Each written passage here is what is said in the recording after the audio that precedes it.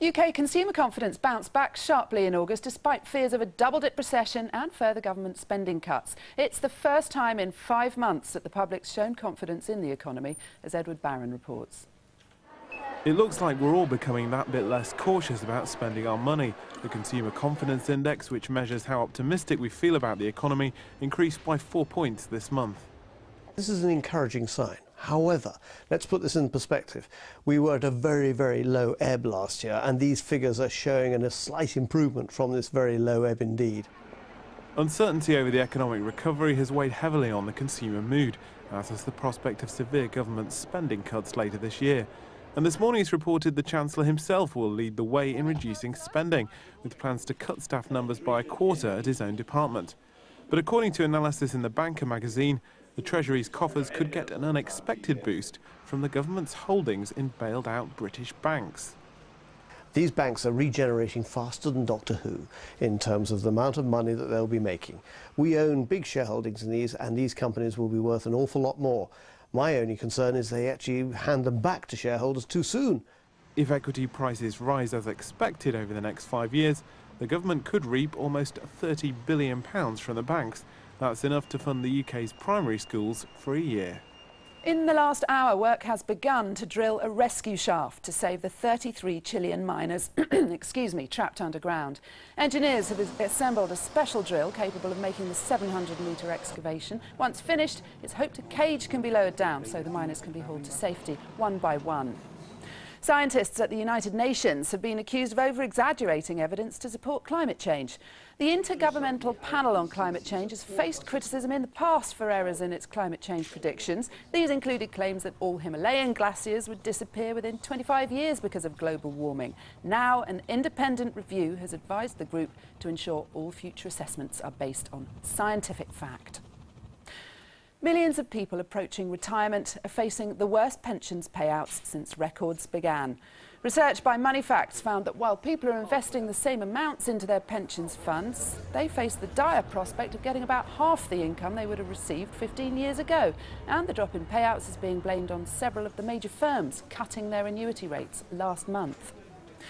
More than 10,000 cases of breast and bowel cancer could be prevented each year if people took more exercise. That's according to the World Cancer Fund, who recommend 45 minutes of moderate exercise every day could prevent over 5,000 cases of breast cancer alone. Homeowners who bought at the height of the housing boom could face another 4 years of negative equity, according to the National Housing Federation.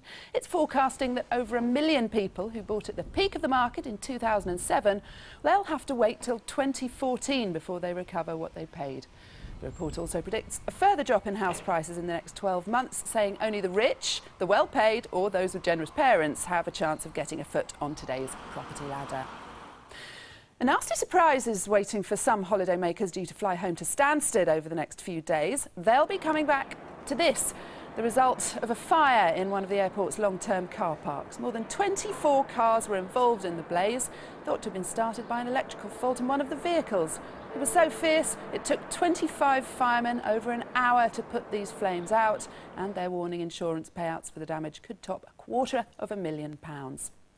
8 minutes past 6 now. Back to Kate and Dan. Can't imagine anything more depressing than staggering off a flight to find your car burnt out. You know what could be more depressing? What? Coming back to rain. Good link. Here's Claire. I've got some great news for you then, actually. If you are watching in the continent and you are flying back and your car has been burned down, it's going to be lovely. We're going to have a beautiful day today. We really are. It's gorgeous blue sky out there. The sun is rising. It needs to rise very quickly because it's a chilly old start. Temperatures in Northern Ireland dipped down to I'm going to say that again, 0.9 degrees last night. It's not a record-breaking low, but even so, it is very low indeed. So it's a chilly old start, but the sun will really get to work today. And take a look at this afternoon. More sunshine. Isn't it brilliant? More details in 20 minutes. Back to you two. She's happy. Good. That's a good start for the day, isn't it? Let's check out the papers that you're waking up to as well this morning. Not an awful lot of joy on the front pages. This is top climate sceptic calls for a £100 billion fighting fund. This is one of those who didn't believe that necessarily global warming is a threat, now does. Conference about to start in Cancun on climate change. 3.5% is one of the predicted global warming. It's very frightening. 3.5 degrees, yes, the director just told me, sorry. Talking nonsense for you. 3.5 degrees, of course, yes. And the Times, Navy plans to combine forces with the French. This is a cost-cutting move in terms of defence. The French and the English may share aircraft carriers. Daily Telegraph, pay more for your pension, staff are told. That's the headline. Companies are going to have to, staffing companies are going to have to pay more into their pensions in order to get similar rates out. Quick look at the tabloids then. Start with the Daily Mail. Our ever-shrinking pension payouts. They're saying it could be the worst pension payouts since records began for those approaching retirement. Might get another line on that in just a second. Here's the Daily Mirror. We won't win this year. These are allegations made by a girlfriend, apparently, of one of the Pakistani cricket players who's under investigation. Some things that he said about their form over the past 12 months or so. Daily Star, X Factor stars trash Cowell's villa. Says it all, really, yeah. doesn't it? Rex Factor, same sort of stuff, front page of the Sun. They've worked even harder on the Sun for that headline. Boozy X Factor group's trash villa. Furious Cowell woken by rampage. Poor old Si. A couple of sports stories for you. Let's go back to the Daily Mail. And the FA Cup final, apparently, facing an evening kick-off for the first time in its history. This is because of a backlog of fixtures that's likely to happen later on this year. It means that the FA Cup final is going to be played on the same day as some league matches. They'll be kicking off as normal at 3 o'clock, which means the FA Cup final will then have to be put back to 5:30. That's an interesting story. Okay. And just returning to the Times, Villa ready to test loyalty of Hughes by making him #1 target. Mark Hughes is once again being linked with the Aston Villa job, which is still up for grabs, it seems, despite the fact that Mark Hughes only just joined Fulham at the beginning of the season. OK. Well, despite a bit of gloom about pension, we'll talk about that in a moment, there is, we don't get to say this very often, some good news about the economy this morning. For the first time in 5 months, consumer confidence has improved in August. So could this be a sign that fears about a so-called double-dip recession are unfounded? Last year, Margate had the highest rate of empty shops in the country. We sent Edward Barron to see if things have improved. The recession hit the Kent seaside town of Margate particularly hard. Last year, at the height of the downturn, it had the worst rate of shop closures in the country. 1 in 4 shut down. Most of the shops aren't open. It's like a ghost town. Well, that was a year ago. Now, as consumer confidence in the British economy is said to have improved for the first time in 5 months, we've come back here to see if much has changed. There are still plenty of boarded-up units, and latest figures show 27% of shops in the town centre remain empty. At one time, Sharon Thorne's seafront mini-mart would have been bustling on a sunny bank holiday. Not today. It should be really busy for you today, and the shop's basically empty. Yes, it is. Yeah, it is. There's just not enough people about. Yeah, unfortunately. What we can do to bring them back, I don't know, but we need to do something, especially to survive. I mean, hopefully I'm going to be here next year, but we just need some more people. It's a similar story on Margate's main high street. It's not even worth opening. In fact, you know, it's that bad, and it's just been really poor. Not even worth opening? No. As with many traditional high streets across the UK, the rise of the big out-of-town shopping centre isn't helping things here. So the council's introduced schemes where local people can get discounts for shopping in their local stores. We can increase the footfall using these projects, and that's going to benefit not only the seafront but also the high street. Overall, the improvement in consumer confidence may be good news for the economy, but it seems here it's passed most people by. Well, finance expert Melanie Wright joins us. So what exactly is consumer confidence then? Well, what they do is they measure how we're feeling about the economy, how we're feeling about our own personal finances. So national opinion surveys go out, ask around a sample of 2,000 people what they think the prospects are, and every month they come back and tell us how we're feeling. And basically, what you need to remember is with consumer confidence, when it's high, we go out and spend, which is a good thing because it boosts the economy. When our confidence is low, we tend to save more than we spend. So that contracts the economy. So that's why it's so important. So is this good news for retail? Is it going to translate quickly into places like Margate and that sort of thing to see shopping up?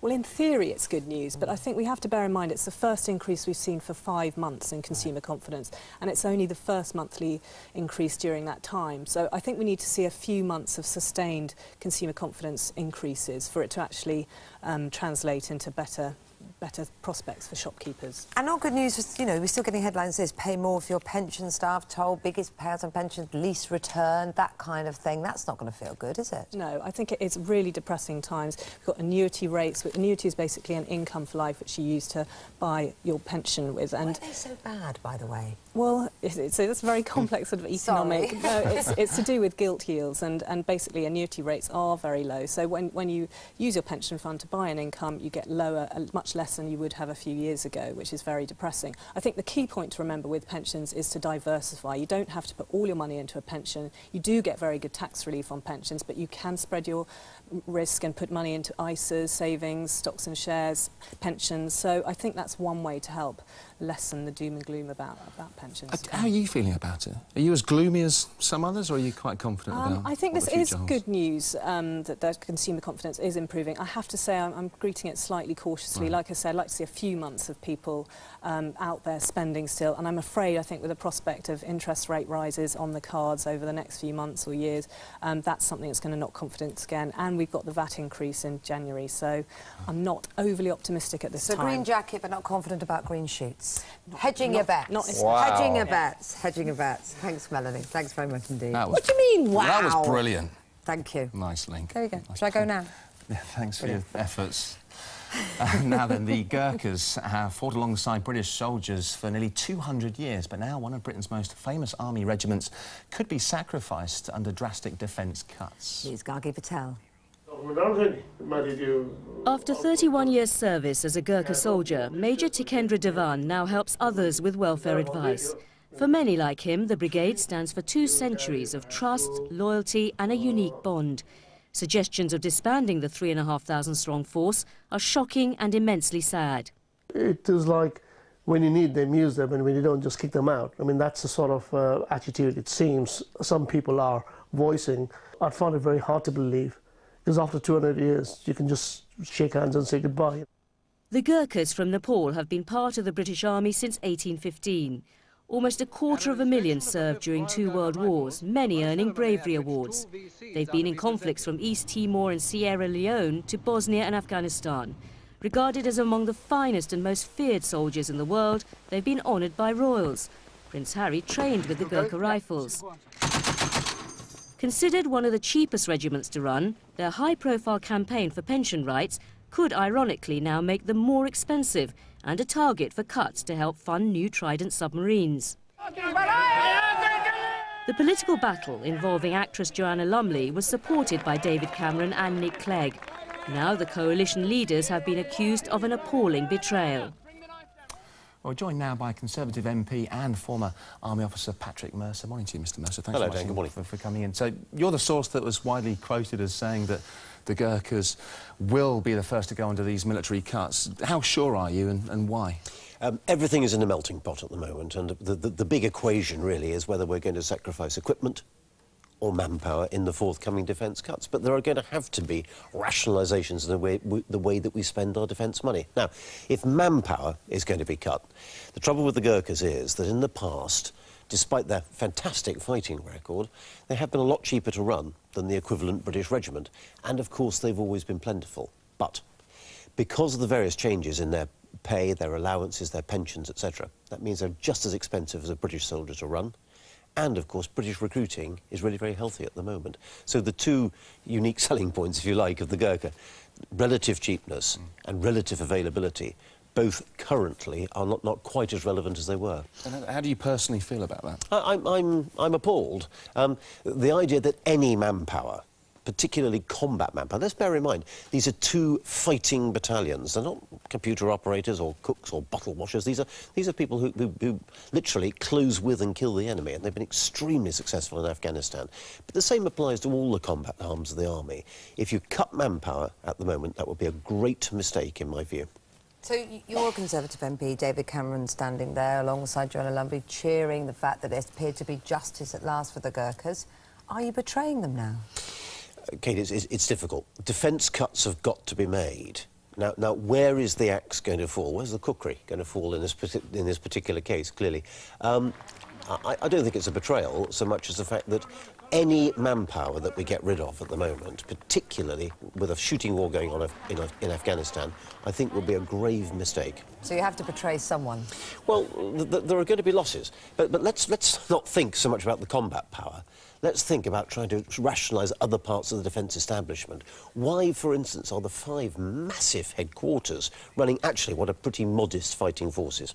And if Trident was scrapped or downgraded, that might save the Gurkhas too, right? Again, it's all part of the same equation. We've got to have a nuclear deterrent. It's a question of where we spend our money. But really, I think it's a balance between whether we buy expensive equipment, such as fighter ground attack aircraft, fleets of tanks, or whether we continue to try and support the number of people that we're employing, particularly in the combat arms. Patrick Mercer, thank you very much indeed. Thank you very much. We'll try and get some thoughts a little bit later on, actually, on that story in the Times. Navy plans to combine forces with the French. We'll speak to you a little bit later on about that story and more on the Gurkhas as well. Thanks for now. News headlines are waking up to now this morning, and 2 men have been arrested on a transatlantic flight on suspicion of planning a terrorist attack. It's thought the cricketers at the centre of the alleged Pakistan betting scandal will be suspended before the team play any further matches in the UK. Consumer confidence in the British economy unexpectedly improved in August for the first time in 5 months. And today's weather, after a chilly start, it should be sunny across most of the country. Temperatures will reach highs of 21 degrees Celsius. That's a balmy 70 Fahrenheit, Kate. It's lovely, isn't it? Lovely and warm. Lovely story now as well. It's the story of Laura Brislin, who was forced to sleep for up to 16 hours a day after a kidney condition left her almost completely debilitated. But now, after a kidney transplant from her mother, she's completed a master's degree and become an accomplished athlete and model. I can just remember shivering and my mum and dad being just concerned about like what was wrong, and then I started feeling really ill. I remember being sick. For over 12 years, Laura Brislin suffered numerous kidney infections, but doctors were unsure what exactly was wrong. I just really didn't have the energy to get up or do anything, even if it was something really fun. I quite often would have to cancel arrangements at the last minute. It was only when Laura's mum insisted she see a renal specialist that her kidney failure was diagnosed. And although her kidneys were failing, Laura was desperate to hold out for a transplant, reluctant to go on dialysis. I never knew what the future would be like. I never knew at that point whether it would be relatively easy or whether I'd be facing years on dialysis. Her mum was found to be a compatible match, and in February of this year, she donated her kidney to Laura. I felt so excited when I came round from the operating theatre, because there was so much anxiety beforehand, and just being like, I'm okay, my mum's okay, we're okay, we've done it. It was just like a flurry of emotions. I actually felt really energised and really clear-headed. Despite her illness, Laura has just completed a master's degree and is also embarking on a modelling career with a top London agency. Sometimes I think about how my life would be if I was just on dialysis, waiting for a transplant, just in hospital 3 times a week and not knowing how long that's going to last for. Good grief, good for her. Uplifting, isn't it? Yeah. Beautiful. Well done, and so many well. others, of course, waiting for transplants as well. We often do appeals on this programme, but it really shows what a difference it makes. Fantastic. Still to come on GMTV, the latest on the cricket betting allegations. We're going to be speaking to a professor of gambling for his take on spread betting, match fixing and spot bets. And it's the first night of Australian X Factor. And it's had as much, if not more, controversy than our own version. Find out why in half an hour.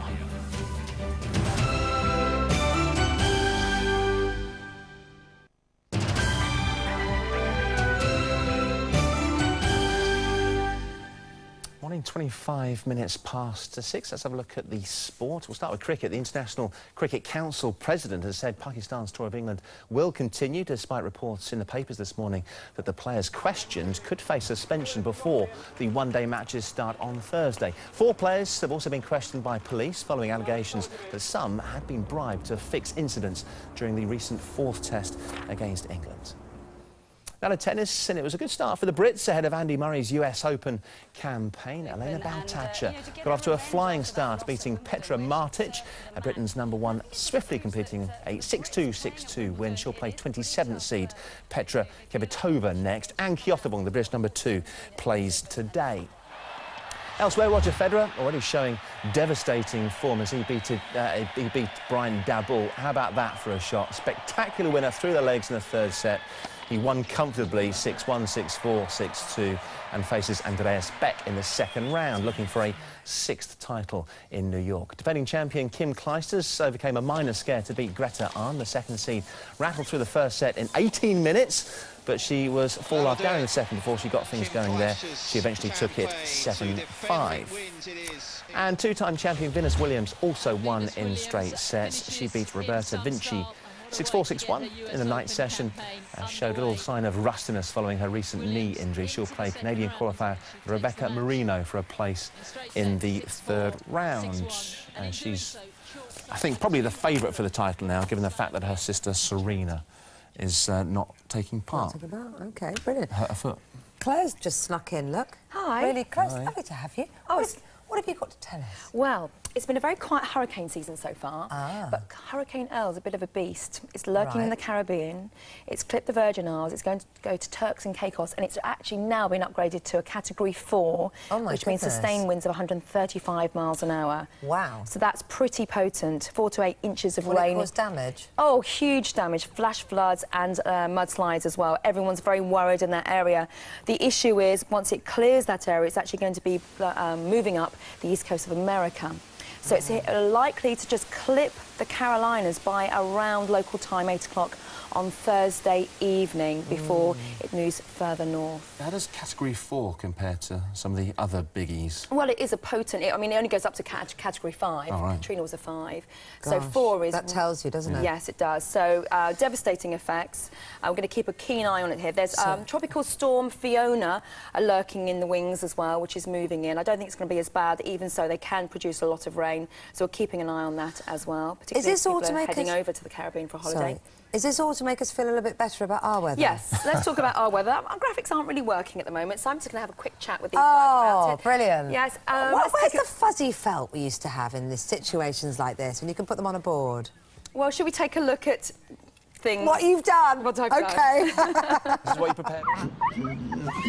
GMTV weather, sponsored by Nestlé Cereals.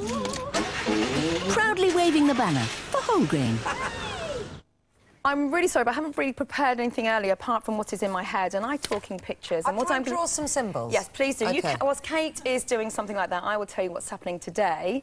Weather-wise, though, it's going to be a beautiful day, despite the fact it's a chilly old start. Very good, Kate. Temperatures now are down to 0.2 of a degree in Catesbridge in Northern Ireland. That's near Newry in Northern Ireland. And so it's going to feel more autumnal, but the sun will really get to work. It's still August, ladies and gentlemen, and I think through the afternoon, very good. Kate, please put that up to the camera. We can see what's going to happen this afternoon. There we go. Sun moving to cloud. Brilliant. There we go. Actually, more sun than cloud. A little bit more cloud in the east, better the sun. There you go. And top temperatures today, Dan, what is our top temperature going to be today? 21 degrees Celsius, which is a balmy 70 degrees Fahrenheit. And what do we say after that? That's all the weather. I'll see you later. Here's the summary. Sorry, I'm still learning. For your local 5-day weather update, visit our website, gm.tv. Good morning. It is Tuesday, the 31st of August. Hiya, good morning. In the next half hour, after the allegations of a cricketing bet scam, we'll speak to a professor of gambling about how widespread it is throughout the sporting world. We're going to be meeting the musicians who can make a tune from your brainwaves. We're seeing what songs come from our grey matters in about 10 minutes' time. And we're heading down under, where Australian X Factor has kicked off, and it's just like her own. Not been an easy ride so far. Find out about their presenter problems just before 7. But first of all, this morning, our top story in the last few hours has been reported that 2 men have been arrested on a transatlantic flight on suspicion of planning a terrorist attack. US officials asked Dutch police to detain the 2 men at Amsterdam's Schiphol airport after they became concerned about mock bombs in their luggage. Eunice Muller has the details. It's been described as a dry run for an alleged terrorist attack. Ahmed Mohammed Nasser al-Sufi and Hazem al-Murissi were allowed to board a flight from Chicago to Amsterdam despite security concerns. Now, Sufi had been stopped earlier in the day at an airport in Alabama, where reports suggest that his luggage contained a mobile phone taped to a medicine bottle, along with a number of watches and other mobile phones, but crucially no explosives were found, and he was allowed to board that flight to Chicago. But once in Chicago, he checked his luggage onto a flight to Yemen, and he boarded a flight to Amsterdam. Now, that luggage was removed from the flight. No explosives were found, but both men were arrested in Amsterdam by Dutch police on the advice of US officials, and both men are being questioned this morning. OK, let's get the rest of the news this morning from Cordelia. Thanks, Dan. Good morning. It's thought the cricketers at the centre of the alleged Pakistan betting scandal could be suspended before the team play any further matches in the UK. They're due to face England in a series of one-day internationals next week. But Pakistan's cricket chiefs are expected to withdraw the players involved pending further investigation. Jonathan Swain's at the team hotel in Taunton Forest this morning. Jonathan, what's the mood there? How are the players reacting? Well, Cordelia, the laundry van just turned up here at the hotel this morning. I'm sure for the Pakistan team it feels as if their dirty laundry is being aired in public at the moment, because we saw the players that arrived back at the hotel here late last night after spending a fairly relaxed evening in Taunton in groups of just twos and threes, looking casually dressed. But they are effectively at the centre of two investigations now, one by Scotland Yard and one by the International Cricket Council's anti-corruption team. And if there is any hint of wrongdoing, and the ICC have said that those players at the centre of these allegations should be suspended and play no further part in their tour of England. Although for many people within the sport, they feel that the Pakistan team are slightly dragging their heels in this. They should have acted quickly and suspended those players themselves pending the outcome of these investigations, because there are many fans out there in the sport are very angry. This is a sport that is in crisis, and it is struggling for its credibility. Cordelia. Thanks very much, Jonathan. UK consumer confidence bounced back sharply in August, despite fears of a double-dip recession and further government spending cuts. It's the first time in 5 months that the public's shown such confidence in the economy, as Edward Barron reports. It looks like we're all becoming that bit less cautious about spending our money. The Consumer Confidence Index, which measures how optimistic we feel about the economy, increased by 4 points this month. This is an encouraging sign. However, let's put this in perspective. We were at a very, very low ebb last year, and these figures are showing a slight improvement from this very low ebb indeed. Uncertainty over the economic recovery has weighed heavily on the consumer mood, as has the prospect of severe government spending cuts later this year. And this morning it's reported the Chancellor himself will lead the way in reducing spending, with plans to cut staff numbers by a quarter at his own department. But according to analysis in The Banker magazine, the Treasury's coffers could get an unexpected boost from the government's holdings in bailed-out British banks. These banks are regenerating faster than Doctor Who in terms of the amount of money that they'll be making.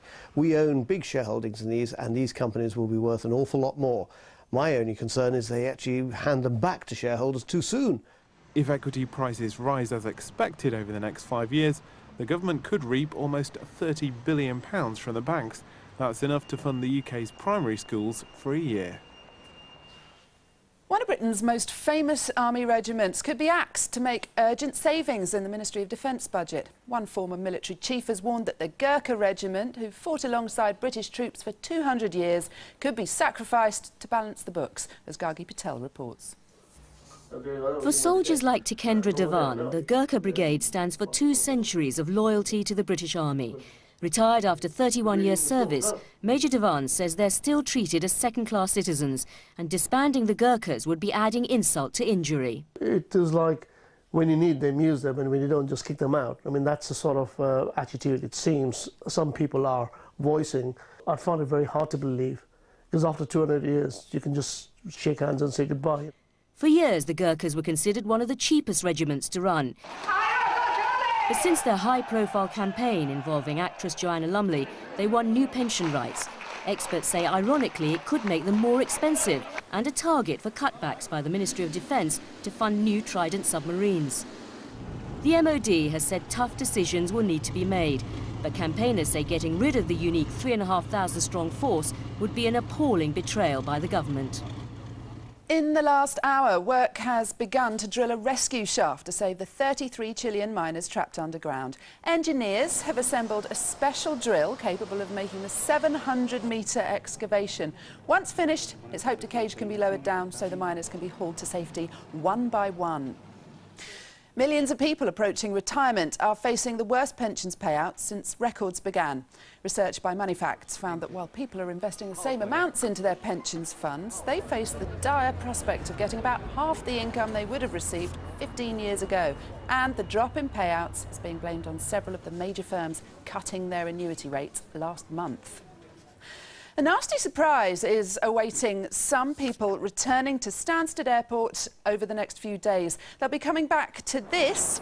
That's the result of a fire in one of the airport's long-term car parks. More than 24 cars were involved in the blaze, thought to have been started by an electrical fault in one of the vehicles. It was so fierce, it took 25 firemen over an hour to put the flames out, and they're warning insurance payouts for the damage could top £250,000. Can you imagine? 6:37 now, back to Dan and Kate. Thanks very much indeed. Fantastic. Now, we're talking about proud moments in a parent's life, aren't we? We certainly are. Walking your child through the school gates in their new uniform for the first time has been voted the proudest moment. Exactly. It already happened in Scotland. I know you're back at school. The rest of you, helps at hand. The holidays are nearly over. I think it's next week for most schools, isn't it, when you can get shot of them. That was quick. Yeah. What was it these days? 8, 10 weeks? It's a long one, no, 6 weeks. Yeah, right. Yeah, you're not a parent. 6 weeks is long. Now, once you get them into their new school, and take a picture and send them in, because it's so cute. I'm really disappointed, actually. Darcy's school hasn't got a uniform, so I don't get to go and buy it. There's no code or anything like that? There's no code. No colour schemes. There's that an you need optional to one, but I think if I abide put her by? in that, she'll just be the one that stands out as a square, won't she? So I have to let them fit in. I don't know. I don't know. I don't know. Like mother, like anyway, daughter. very, very... So harsh. Don't forget your name, age and the school they're about to start at. We really want to see those cute pictures of the little oversized shirts, all of that. Send your pictures and videos to 67890. Messages cost 50p plus a standard network charge. Terms and conditions can be found at www.gm.tv/terms, and suitable pictures /videos may also appear on our website. Just be warned, but love to see those. Yeah, we'll show some of those pictures. Have you got your school photos kicking around? No, thankfully. Here's what's happening where you are.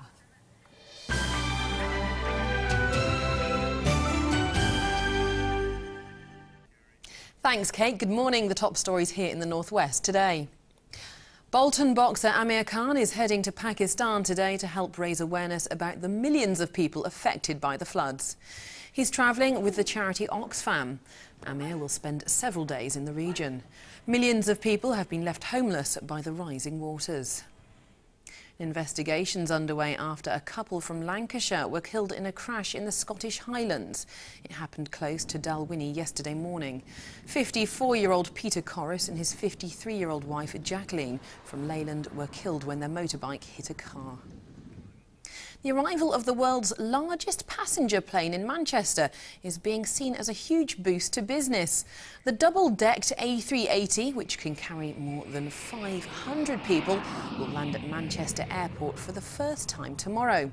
Experts believe the new link to Dubai and beyond will boost the economy.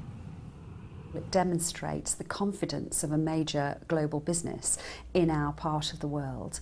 It encourages other businesses to invest here and to recognise things. But most importantly, it says a lot about Manchester. A soldier who lost both legs and an arm in Afghanistan is due to complete his gruelling charity challenge today.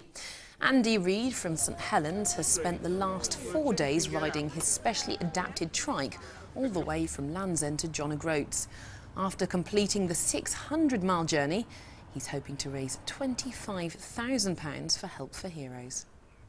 Meanwhile, a group of brave rowers are currently trying to make it all the way around the Isle of Man in a Viking longboat. They set off yesterday lunchtime and hope to complete the 90-mile journey without stopping. Well, good luck to them. Some travel news now, and Chorley New Road in Horwich has been closed due to a large fire at Armstrong Recycling. Meanwhile, one lane of the M6 is closed southbound due to an accident near Junction 20. Now let's have a look at our weather. Here's Emma with the latest. Be ready. for all changing light conditions. Here's the regional weather forecast brought to you by Transitions Adaptive Lenses. Hello there, very good morning to you. I'm forecasting plenty of fine weather for us this week, starting off with this morning. Bit of a chilly start out there, but wall-to-wall sunshine for many parts of the region. A little bit of cloud infill this afternoon, but nothing to spoil the day too much. Highs around 19 Celsius, that's 66 Fahrenheit, then staying fine for the next few days. Bye-bye.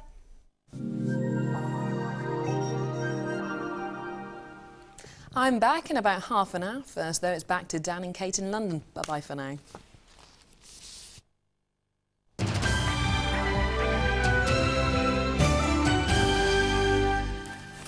Hi, good morning. 6:41 this Tuesday morning. Quick look at some of the morning's papers. We'll start with the Times. Really interesting story, this one. Navy plans to combine forces with the French. It's an era of cost-cutting around the world, of course, and this is a story about unprecedented plans to share use of aircraft carriers between us and the French. Amazing story in the Times. Quickly at the Sun. Rex Factor. This features in another of the papers as well. Apparently, some of the X Factor contestants have wrecked Simon Cowell's fancy house. There it is. It's again in the Daily Mirror as well, picture of Simon Cowell. We won't win this year. This is a story in the Daily Mirror. Allegations made by a girlfriend of one of the cricketers, Pakistani cricketers, have been investigated about the fact that he said that they probably wouldn't win much in the last 12 months. OK, looking at the inside of the Mail, I spotted this picture. Look at this. This is Coronation Street stars, all your favourites in there, Kim Barsh, Peter Bullard, the whole gang. In 2010, released for their 50th celebration, and underneath, 1960 as they went on air. What a difference. Everyone's been saying, oh, they're all glammed up now, but I was in Lancashire the weekend, actually. I was in Blackpool. They're really glamorous. That's how people look. So, I mean, there were a few hen nights where they looked a bit battered, but we all feel like that. But, you know, times have changed, haven't they? I don't think it's that Coronation Street is over-glamorous. I think people have changed. Well, Corrie moves with the times, isn't it? Always has done. Exactly. Now, more now on the allegations of that of a number of Pakistani cricketers being involved in a betting scam. They're purely allegations at this stage, of course, but how does match-fixing or illegal gambling actually work? Well, we're joined now by Professor Peter Collins from the Centre for the Study of Gambling. Morning to you. Thanks so much indeed for joining us. So how big is illegal gambling in general? Well, nobody knows, of course, but we do know that it's grown a lot, largely as a result of the internationalisation of sport and the introduction of betting on events within matches and games rather than simply on the outcome. What are the sports that are most affected? Well, obviously games in which you can bet, for example, on the number of yellow cards that will be given, the number of penalties in soccer, events such as the one we've seen, the number of no balls in cricket. But, for example, you could bet in tennis on the number of aces, or more importantly, more obviously, the number of double faults. There's not much end to it, as long as the player, or very often the referee, has control over a particular sub-event within a main sporting event. How does this actually work? If I want to put a bet on illegally, perhaps, I'm not happy with the markets that are being offered to me by the bookies that I can access, I've got this wad of money, how do I place an illegal bet? Well, I'm not sure the bets are illegal to place. It's unlikely that a respectable bookmaker would take your bet because they know perfectly well that it's quite easy to fix these things and they don't want to lose money. But you can take bets on betting exchanges, which are a new form of betting, where really a company like Betfair or others put you in touch with somebody else who's prepared to take your bet, and then they take a commission. The internet has really changed a lot of all this, and of course much of it is happening in the Far East, and in India the situation isn't helped by the fact that all betting is illegal, even though we're pretty sure the industry is huge. The illegal industry in India is huge. OK, well, interesting stuff. Thanks much indeed for chatting to us this morning. This story, of course, continues. We've got the very latest for you throughout the morning here on GMTV. Now, the news headlines you're waking up to this morning. 2 men have been arrested on transatlantic flights on suspicion of planning a terrorist attack. They thought the cricketers at the centre of the alleged Pakistani betting scandal will be suspended before the team play any further matches in the UK. Consumer confidence in the British economy unexpectedly improved in August for the first time in 5 months. And here's today's weather for you. After a chilly start, it should be sunny across most of the country. Temperatures are reaching a high of 21 degrees Celsius. That is 70 degrees Fahrenheit. Lovely. Now, imagine if you could hear what was going on inside yours or other people's heads, or hear and turn those thoughts into music. Strange, but could be true. 2 musicians, one a musician and a computer scientist, I believe, have developed a gadget that can do just what we're talking about. Finn Peters and Matthew Yee King are with us on the sofa. Morning to you guys, thanks for coming in. Morning. What is this all about? Well, just as you said, literally using your brainwaves to make music, so converting electrical signals that come from the mind into musical impulses and doing just that. We've been working on a project for 2 years called The Music of the Mind, and yeah, that's what we've been using. Should we have a look? Can you demonstrate it? Because you're the boffins, you know how it all works, but I think we probably need to see it in practice. Maybe you can explain what's going on here. Okay, so Finn's going to put the headset on. Right. This is a NeuroSky headset. What's a NeuroSky headset? So NeuroSky is the company that makes them. Oh, I see, OK. And the sensor there on his forehead is reading the brain activity, and it's sending it wirelessly into my computer here. And I'm not sure if you can see the screen, but there's a readout on the screen of what's going on in Finn's brain, and it's giving me a level of an idea of his concentration level. And, so the more you concentrate, would that be more vigorous music, or would it just be like a ooh if you were me? Flatline. Yeah. No, it could be. You could... Ah, listen, we can hear it now. Now, is this normal? Is Finn's brain normal? Yeah, he's holding a fairly steady rate, so it means that his kind of brain level's fairly steady, so he's reasonably relaxed. Listen, I think you're very clever. I think we need a normal guinea pig in this. Richard Arnold, fortunately, is here. If I were to put my hand on your knee, what would happen, I wonder? Whoa! It's gone right to off the the roof, scale. Right off the scale. Listen, Richard, let's see if we can put this on. All I know is I'm leaving in 4 days and I'm sat next to 2 men in white coats. I never knew it was going to end like this. OK, here we go. Let's pop it on. Don't worry, we're certified. Yeah, it needs to be on. It needs to be on the skin. Oh, right, on the skin. OK, well, you'll feel nothing. There's so much botulism in it, but anyway, let's go. OK, so we're getting that reading in there now. You got anything? Oh, yeah, it's coming through. It sounds alarmingly similar. I don't know whether that's a good or a bad thing, Richard. I've got a master's. I know how to use it. OK. Albeit from the back of a cereal packet, but... How do you then turn this into actual music? Can you compose with it? Yeah, that's what I've actually made a record that's going to be out later on this year, but of all the brainwave music. Wonderful. So that's and you can think it. So, we're going to have a go at this later, aren't we? I want you to help us train. How different can the sounds be?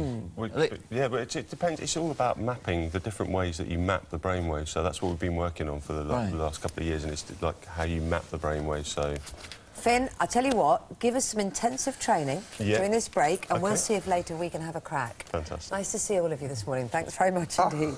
Now, I'm going to try and play a Kylie track in my head a little bit later on.